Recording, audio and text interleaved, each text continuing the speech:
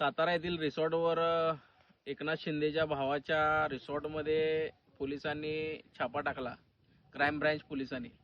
आणि त्या रिसॉर्टमध्ये तब्बल 145 कोटीचं ड्रग सापडलेलं आहे. महाराष्ट्राचा उपमुख्यमंत्री म्हणून घेणाऱ्या एकनाथ शिंदेने अगोदर राजीनामा दिला पाहिजे.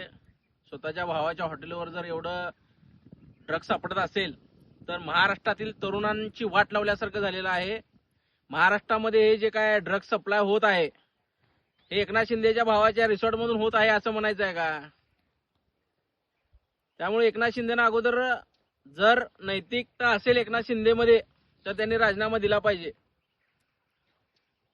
जवळपास 10 वर्ष झालं या महाराष्ट्रामध्ये ड्रगचं रॅकेट वाढलेलं आहे आणि स्वतःला मुख्यमंत्री म्हणून घेणारे, उपमुख्यमंत्री म्हणून घेणारे एकनाथ शिंदे तुमच्या भावाच्या हॉटेलमध्ये ड्रग सापडते. लाज वाटली पाहिजे तुम्हाला सगळ्यांना. अगोदर या लोकांनी राजीनामा दिला पाहिजे, सत्तेतून खाली आलं पाहिजे. तरुणांना देशोधडीला लावणारे हे सत्ताधारी लोक महाराष्ट्राचं वाटोळं करत आहेत. लाज वाटली पाहिजे तुमच्यासारख्या लोकांना. जय महाराष्ट्र.